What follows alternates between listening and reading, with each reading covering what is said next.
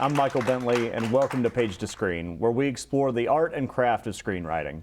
Tonight, we're going to examine the logline, that one-sentence scourge of screenwriters, both amateur and pro. Joining us tonight for a little logline therapy are screenwriter and author Bob Saenz and consultant and manager of the Nashville Film Festival screenplay competition, Cat Stewart. Cat, Bob, thanks for joining us. Glad to be here.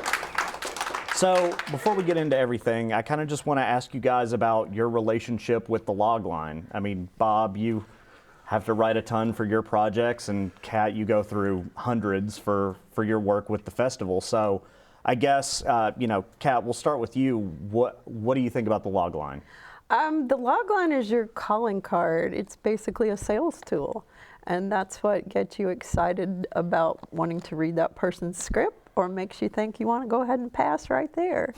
Obviously, we don't do that in the festival, in the competition, but working in development or working at a studio, it's quick and easy to decide from that whether or not you want to request a script. Awesome. And Bob? One of the things I learned as a writer is that you're not writing your logline for yourself. You don't use it as a map for anything. You write your logline to sell your script, or to sell somebody into the fact that they now want to read your script. Mm-hmm. It's she's absolutely perfect right on. It's a sales tool, and it should be looked on as a sales tool completely by whatever writer is writing it. Mm-hmm. And what are those core elements that we're looking for in every good logline?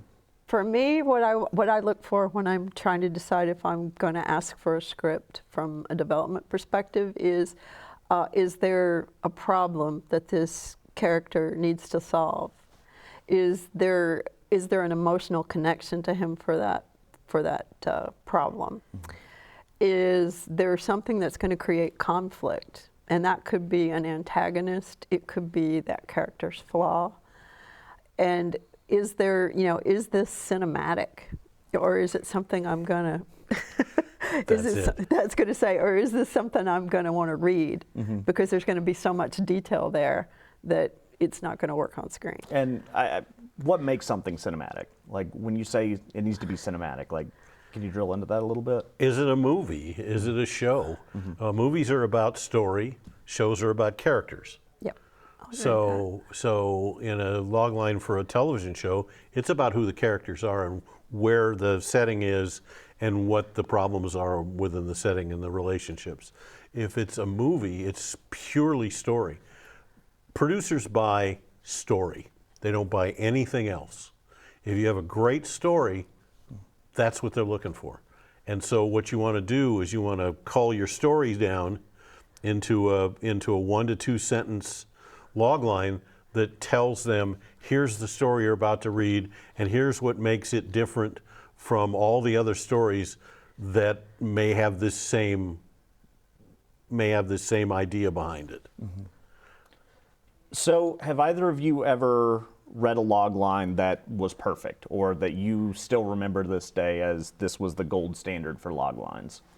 I've read some good ones that maybe will request the script, but I couldn't quote one off the top of my head. I couldn't either. They're not meant to be remembered. Mm-hmm. They're meant to get you to read the script, and then once you read the script, you can say, one of the script, I can't remember the logline, but it was about a big tornado in Oklahoma during and what happened in this one school.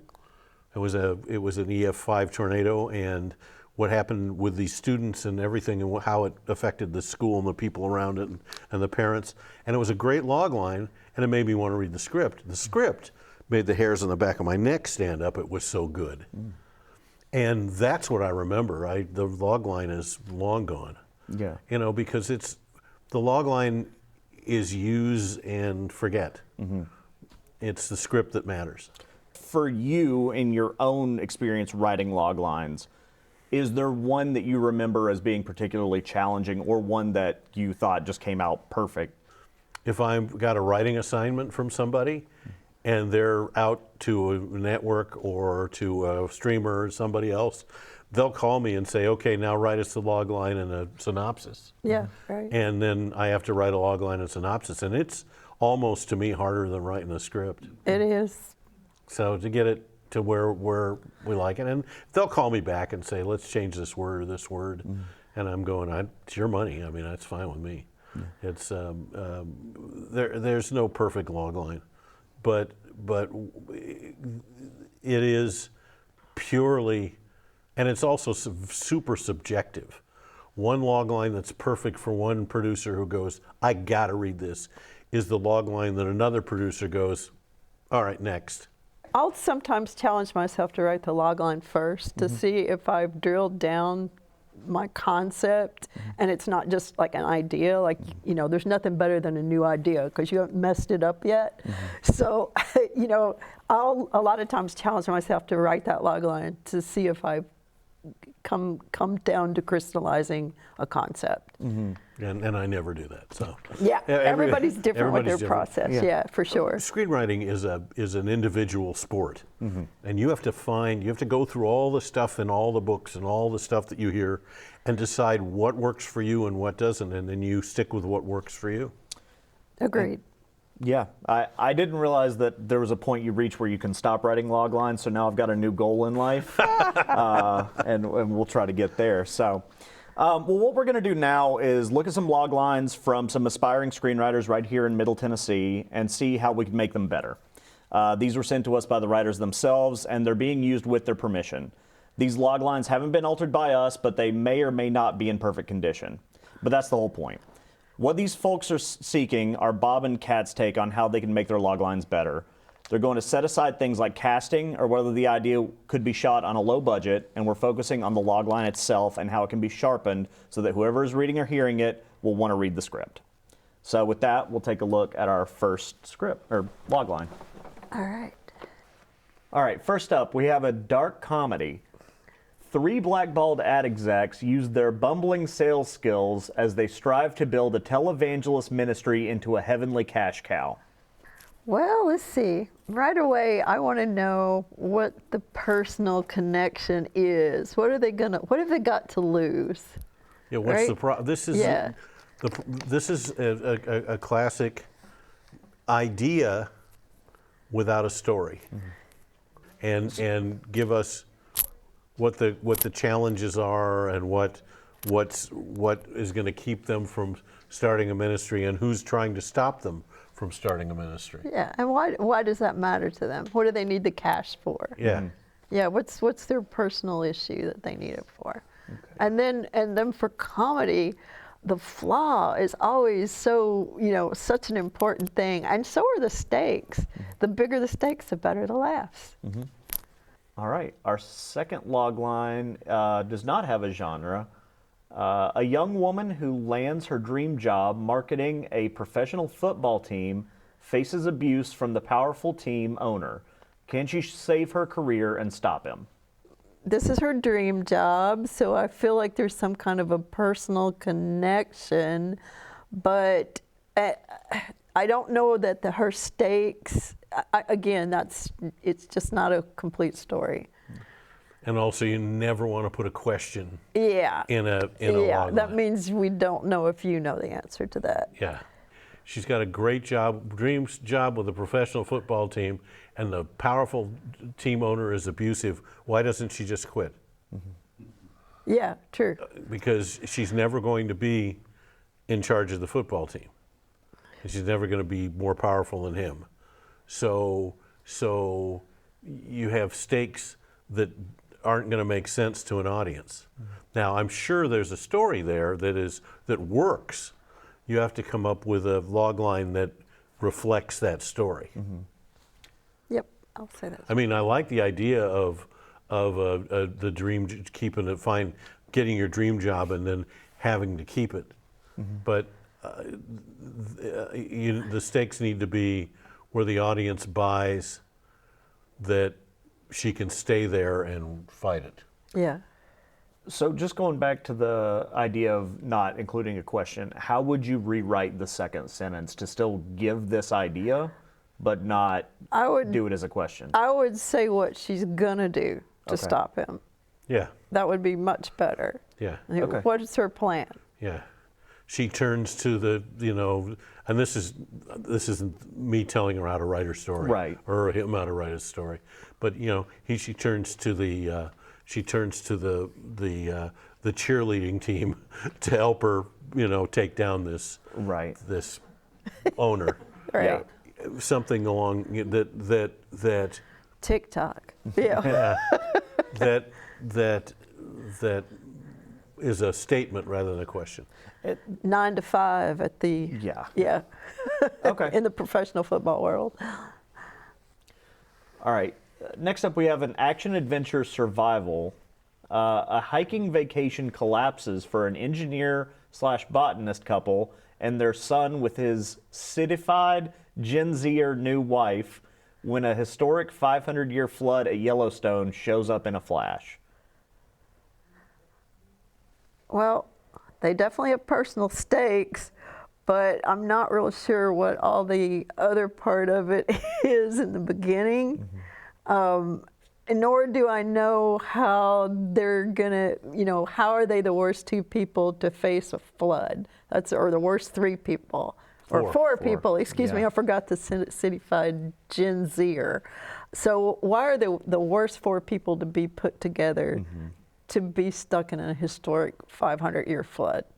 That's what I want to know immediately, because that's what makes a great disaster film, is these are the four worst people to be put together. And you ready for this? I would probably read this. Yeah. Because I like this logline. It's not, it's got enough in it to make me say, okay, this is an interesting idea, and it sounds like there's a story there.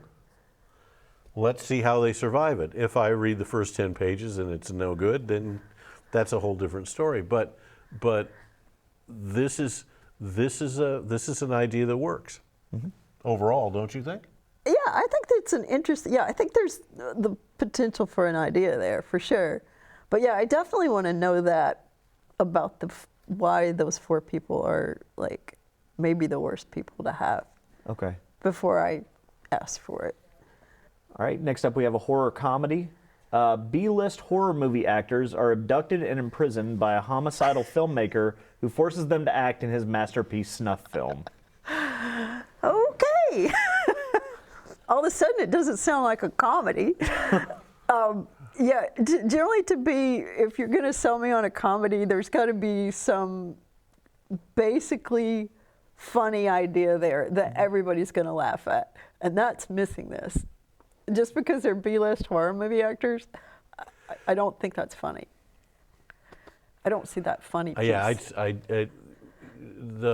of the hardest sells in all of Hollywood or all of anywhere with producers is movies about the industry. Yeah, that's true too. Yeah, anytime you write a movie about a screenwriter or about actors, it's the toughest sell in the world because audiences don't watch them. Okay. I wish they did, but the idea behind it would be this. If you take the word comedy off of it, could be an interesting horror film. Right, right. But until you show me what could be funny about it, then it as a logline, it needs, if you're going to label it a comedy, you need to give it a little flavor of comedy. Yeah, like maybe something beside homicidal, because a snuff film would indicate he's homicidal. So maybe there's an adjective there before a filmmaker that will make us laugh. I don't know what it would be. But yeah. Yeah, because it looks very serious. Yeah, that sounds like a horror film. Yeah, it sounds like and not a bad idea for a horror film at all. Okay. So we have a faith-based fantasy. While searching for the true God, a timid baker's boy stumbles upon the Baron's murderous rebellion and flees to his uncle's small clan of extraordinary warriors, where he unleashes his ancestry to become the warrior needed to save the kingdom. That's a lot to wrap one's head around. I don't know why timid baker is in there. I don't know how that fits. The Baron, I feel like I'm coming into this in the middle of it. I feel like I walked into the middle of the film. Loglines are best said with the simplest words possible. Yeah. Okay? Lots of adjectives, lots of things that you really want to kind of keep out of log lines. You want to have them be very, very, the least words you can possibly use and still get your idea across, and sometimes maybe even the simplest words you can use. You got to remember, when somebody's reading a query letter or a log line, they're taking 25 seconds or less to read that query letter. If they have to take longer than that, they're putting it down or they're eliminating it. Tell me I'm right. Yeah, you're right, because we don't have time. We're looking at hundreds. And when you of send a great stuff. big Yeah. long query letter that explains why you wrote the script and how funny they're going to find it or how many Oscars it's going to win or anything like that, and I've seen them like that, nobody reads them. This is one of those where they'll read it and go, I don't get it, and therefore they'll just pass on it. And it might be a really good script. So, story, story, story. What is the story? Yep. What is this young boy? And she's right. What does timid Baker have to do with anything? Yeah. Yeah. Okay. Yeah, so- and is it the boy who's timid, or is it the baker who's timid? A timid Baker's boy. Yeah. Yeah, so it's Yeah. the baker. Yeah, Yeah, I'm thinking so there's maybe some the boy ambiguity should be. there. Yeah, the son of Yeah. a baker. Right. Who's know. timid. Right. Well, again, that's still ambiguous. So, yeah, but we're again, not gonna put that you got to bread in think the oven, like it's hot. how can it be read from multiple angles and Yeah. make sure that you're getting the most economy out of the words that you're using. Right. Oh, and if you're going to call it a faith-based film, this is really important. There should be a little faith In in the log line, line. and there wasn't any in that one. Yeah. Well, like true if God. he was timid and he was going on a prayer retreat and stumbles across this, we Right. might be able to see that Yeah. faith element. Yeah. Okay. A supernatural thriller. A struggling real estate agent uncovers her firm's plan to buy haunted houses and bring about the end of the world. All right. I guess that I would want more personal stakes for a supernatural thriller. I would want it to be, I mean, obviously, if the world ends, that's somewhat personal, but it should have a stronger connection to the real estate agent. And how does buying haunted Yeah, houses yeah. bring about the end of the world? Yeah, that's a little bit confusing. That's. I mean, the idea behind it's kind of cool. Yeah, But yeah. But what's the story? What is her story? Yeah. This is, she discovers it, and now she finds this out. But what's her story? What's her struggle? What does she have to do? Who does she have to fight against? What is going on with her struggle to save the world? And this might be a little bit more general, but this seems like Act 1 of a story, right? Like this is the beginning. So where do you think the log line should kind of end for, like should it end in the middle of Act 2? How far into the story do we really want to stop? I really just want to see the entire setup for the story in the log line Beginning, as middle, and best end? as you can. Yeah. Yeah, I mean, if you got a twist ending, no. You don't have Right. to You give don't, you have to away give away the the end, ending. but Right. you can. But you just have to give, again, the log line is not what part of the story do I want to get in. It's which words can I use to get them to read it. Yeah. Right. Exactly. Okay? Exactly. So it may not be the story. Okay, the whole story. It might be enough of their struggle to make them want to think, oh, okay, this is interesting. I kind of like to read this. It's each log line that you're going to write for each script you have is going to be you're going to take it on from a different angle because it's a different story. Right. Next up, we have a drama. After discovering his dying best friend has a secret past, a lonely old widower struggles to reunite the broken family his buddy mysteriously abandoned 35 years ago and uncovers a years-old crime in the process. Well, I would want to know who committed the crime. Was it his buddy? I mean, that doesn't really fit with the rest of it. The early part seems like a drama, and then we get into a mystery. The first sentence should say something about a years-old crime. Yeah, yeah, that would Okay. be good. And Rather than the secret. yeah, and here's a Here's just a overall thing. Never use the word secret or mysterious in a logline. Yeah, I'll agree. Vague, because they're vague. They're too vague. Yeah. You don't want anything vague, because that makes us think you haven't really thought this out. So the more vague it is, the more likely it relies on dialogue only and that there's no action and it's not cinematic. Well, how do you square that with a twist, right? Because you said if you have a twist in your story, you don't want to put that in the logline, obviously. Yeah, you don't. Yeah, you don't have to tell the twist. No. Right. You don't even have to tell us there's a twist. Right. Everybody talks about the twist in, but it's great if it works. Right. But it's not an essential thing. Right. You don't want people on the hook for a twist, essentially. Ever. Right. Right. No. Ever. You want them to read the script, be so surprised that they throw the script into the wall, if not, unless they're reading it on their computer. Right. If you can get somebody to do that, you might have a winner there. Yeah. So. But yeah, you don't want to ever tell somebody, look, and it's got a great twist, because then they spend their reading time looking for the clues rather than looking at the story. That's true, and it's rare. I mean, as many scripts as I've read, if you surprise me, and it's not like I go, oh, come on, that kind of surprise. Like, I'm really impressed. So, yeah, don't assume that it's going to be a twist ending. Yeah. Yeah. And evil twins are never a surprise. No, never. I would start with the years-old crime at the beginning, and then work your way down to what's the story, and what's her lonely old widower, or a lonely old widower. What's his story? Why is he involved? What's his with connection? this? Yeah. Yeah. Okay, this one does not have a genre. A devoted military wife makes a plea to her husband to save their marriage when he requests a divorce from his latest deployment, Heaven. Okay, that hits me as maybe a comedy. Or a faith film. Or a faith film. Could be a faith film. So he's dead and requests a divorce. I didn't necessarily think he was dead. I thought maybe he was a secret agent in heaven. Like he's Well, then like they should God's say he's a guard secret or agent. something. Yeah, in heaven, right, for sure. People are going to read that and assume, why would a dead person need a divorce? Yeah. Well, either way, again. Yeah, I think it's a great idea. It needs a story. What's the story? Yeah. Yeah. One of the interesting things that I'm finding about a lot of these is they end with something that should be at the beginning.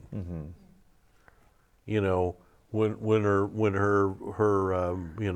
Green Beret husband sends her a note from heaven requesting a divorce, she wants to figure out what's going on and save not only him but their marriage. Yeah. That's a better. Don't save stuff for the end of it that you might want to use to hook people at the beginning. Lead with the hook. Always lead with the hook. Always lead with the hook. Yeah. Because you might lose them before you ever get to the hook. Interesting. Because, I think it's pretty normal to say, like, oh, I want to have that, like, juicy thing at the end, so then you're like, oh, I got to see more. But it seems like you're all saying no. No. Put that as soon Lead as with the possible. hook. Okay, interesting. And the reason you do is, again, it's a sales tool. It's not I'm going to surprise you with this cool thing at the end. It's an absolute sales tool, okay? It's not for any other purpose but to get them to read the script. And if you get them with something cool at the beginning, they're gonna keep reading. Yeah. And if you don't catch them at the beginning, they may not get to that last word. It's true. A sinking casting agency, its aging owner, and a mostly forgotten list of clients find themselves on the W list. In Hollywood, a fate worse than wrinkles. Well, we already covered the don't write about Hollywood thing. Yes. Do you know what the W list is? No. Do you know what the W list is? I don't. Neither do I. Oh. So what you've done is you've written something that they've gone, I don't know what the W list is, so I'm going to just pass on this because they've written about something I have no idea what it is. I don't know what I have no idea what that is. And what are they going to do about it? And how can they conquer the problem of being on that list? But somebody needs to, whoever this is needs to spell out what the problem is. Yeah, if the ageism, you know, it's an issue in Hollywood. Obviously, it's a big thing, and there's actresses of a certain age that love to make movies still. So, you know, if we have a story here, they might be really interested in being in it. Yeah. But we got to find out the little pieces that we're missing. Let's get it. Again, a really good idea, but there's not a 3-act story there. Right. Okay. Yeah, and why is your agency sinking? Is it because she's inept? Is it because, you know, she's sending the wrong people to the job? It could be a pretty funny comedy if you had, you know, some kind of, like, she's got some kind of and we don't know what quirk. Yeah, I'm assuming it's a comedy. Yeah. Yeah, it seems like a comedy. I think so. It's got that comedic, unlike the one that was about, you know, the murderous snuff filmmaker. Right. But yeah, it does seem like a comedy. There's probably a drama in See, there. I would have thought the W was wrinkles until they said a face worse than wrinkles. Yeah. The W list. Yeah, maybe that's what. I have no idea what that is. Yeah, I don't think there is one. I think that's why they made it up. But if you make something up, explain it Right. out of the gate. A lot of great tips and advice there. Hopefully our logline writers will take advantage of what you've said. And we're out of time, but I want to thank you both for taking time out of your busy schedules to help our fellow storytellers. You both have a standing invitation to come back and visit us anytime. Thank you. Thanks. Yeah. Page to Screen is sponsored by the Tennessee Screenwriting Association. To find out more about the TSA, including our meeting schedule, or to become a member, visit us online at www.tenscreen.com. For the most up-to-date info on Page to Screen air dates and guests, check us out on Facebook and on Instagram. And you can check out our archive of past episodes on our YouTube channel. I'm Michael Bentley. Thanks for watching Page to Screen, and remember, keep on writing and keep on learning.